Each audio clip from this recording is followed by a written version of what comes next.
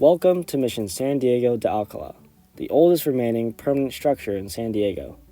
Established July 16, 1769, by St. Junipero Serra, this was the first of 21 missions built in Alta California along the El Camino Real, giving it the name Mother of the Missions. Located in the aptly named Mission Valley, Mission San Diego stands as a monument to the humble beginnings of the city of San Diego, with over 250 years of history. So take a step back in time as we journey through the life of Mission San Diego de Alcala, starting at the beginning. The year is 1768. A tribe of Native Americans called the Kumeyaay are some of the few human occupants of what would one day be San Diego County. They originally came to California via the land bridge connecting current-day Alaska and Russia, slowly moving south along the Pacific coast. The Kumeyaay were seasonally nomadic, moving into the mountains of the coastal range during summers and ascending towards the coast for the winter. Acorns were their staple food, often grinding them into a mush which could be used to create dough and bread. The Kumeyaay also hunted small game and insects, as well as fish from the coast and occasionally deer from the mountains. The resource-lacking chaparral of Southern California prevented the Kumeyaay from developing agriculture and did not possess livestock since none were native to the area. However, they were masters at propagating the plants around them, allowing them to strengthen the health of the local ecosystem and have more food at their disposal. The Kumeyaay created a rich culture too, and wore a few clothes woven from cactus fiber, as they had never seen cloth before. It was with these people that the global superpower Spain would try and establish a colony. Having successfully established a strong presence in Baja California by utilizing the mission system, a series of Catholic settlements that educated and incorporated native peoples into Western society, Spain now looked to Alta California, an area that had long been considered to be an island. We interviewed Janet Bartel, a California historian, coordinator of Mission San Diego's docent program, as well as its museum, to further elaborate on mission history and Spain's motives to expand north. I began to think that California wasn't an island. And once Dianza made his cross-country expedition, he confirmed it's not an island. And so all of a sudden it became prime land. The Russians became interested, Britain became interested. But King Carlos III of Spain, because he had settled, discovered the area, they had what we call the right of discovery. But unless he made settlements here, it would be up for grabs. As a result, the Spanish prioritized establishing missions at locations with the best natural harbors, and as such, an area named for St. Didacus of Alcala was chosen to be the destination of the first expedition, San Diego. The expedition had two components. The military, led by Gaspar de Portola, would establish a presidio or fort, and the Catholic Church, led by Franciscan friar St. Junipero Serra, that would build and maintain the mission as well as educate the natives on a variety of topics, including Catholicism. Everything from livestock and plows to tapestries and chalices had to be transported north. Contrary to popular belief, the expedition only brought 219 Spanish settlers, a number that quickly dwindled down to 100 by the time they reached San Diego, due to deserters, scurvy, and the loss of the San Jose, the expedition's supply ship. With limited supplies and manpower, construction quickly began on the Presidio on top of present-day Presidio Hill, with the mission being built on the same site a few months later. However, this location had downsides. They wanted to plant the crops, but the soil wasn't good enough. The water had too much salinization in it. And the native people were hesitant to go close to them because they were afraid of the military. So there were many, many challenges trying to get the crops going. Proximity to the military also sparked disagreements between St. Serra and Pedro Fages, Portola's successor, concerning the treatment of the Kumeyaay. Fages' lack of compassion toward the natives angered St. Serra to the point that he personally wrote and delivered a 32-point document demanding rights for Native Americans and women to the Viceroy in Mexico City. The approval of this so-called Bill of Rights made Sarah one of the first documented people to advocate for women's rights, and after a year of leading Mission San Diego de Alcala, he passed head missionary duties on to Padre Luis Jaime so that he could continue establishing missions further north. During their time on Presidio Hill, the Spanish learned a lot about San Diego from the Kumeyaay, such as where the fresh water was and how to propagate wild plants. After struggling for another 4 years, Padre Jaime negotiated with the Kumeyaay to move the mission 6 miles inland to the present site, next to the temporary village of Nipaguay. Here, they had access to fertile soil, fresh water via the San Diego River, and plenty of distance from the military. The new mission was constructed in the traditional quadrangle format, with fields and pastures stretched all around it.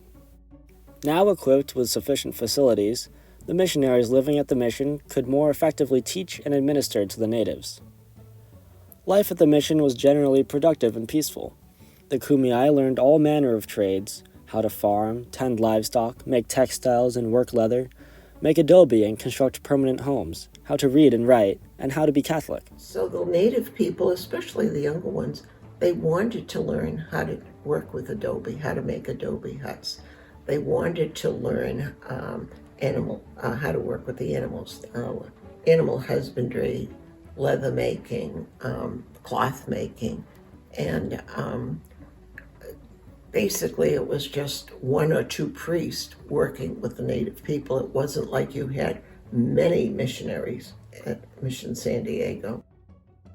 Since there were so few Spanish settlers, the natives were the ones who kept the mission operational as cooks, farmers, blacksmiths, weavers, and mentors. And although the mission was relatively poor due to San Diego's lack of natural resources, it enjoyed a period of growth until 1774. On the night of November 4th, 1774, Padre Luis Jaime woke to the smell of smoke. Unbeknownst to the Spanish, Native American tribes as far east as the Yuma and Shoshone people had learned of the mission, and now descended upon it with a force of 600 to 800 people. We have records saying that they started looting the mission, which was not unusual. They had no strong sense of ownership, so they were taking things away. There were even women there that were taking things away, probably to a known Kumeyaay incited it because, for whatever reason, they wanted to take whatever it had in the middle.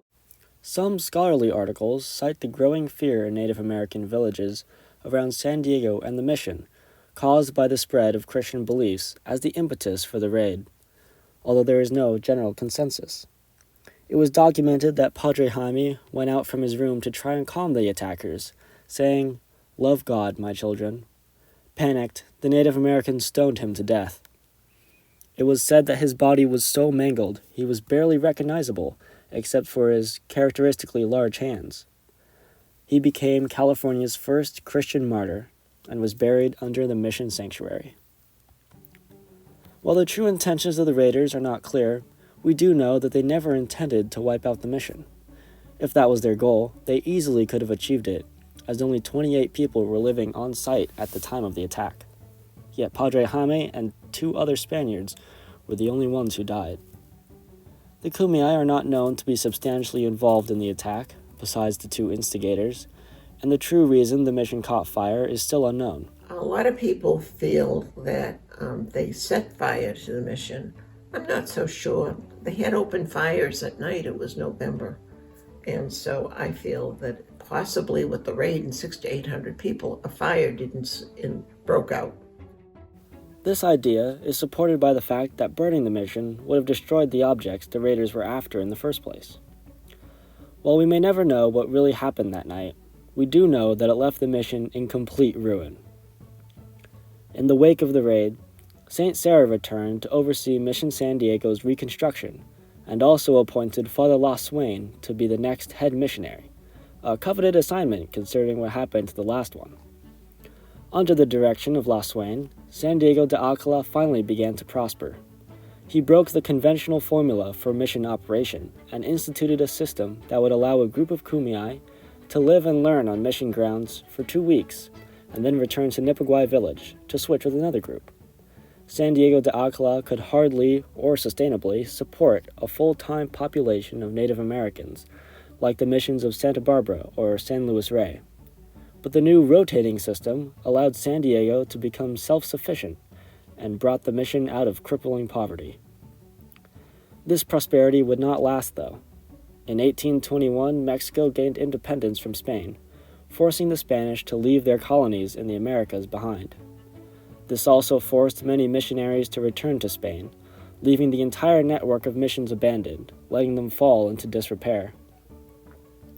By the time the United States Army took control of the area in 1846, Mission San Diego de Alcala was a shell of its former self. Lacking a roof and its signature campanario, or bell tower, the Army used the main church as a military headquarters for 16 years, adding a second story and repairing the roof and other functional components. As time went on, the city of San Diego grew a few miles west of the mission in current-day Old Town. The new settlers used the mission as a Home Depot of sorts, scavenging materials and building supplies from the broken structure. In 1891, a school made for the education of Native Americans was relocated from Old Town to mission grounds, but still, the mission itself received no attention.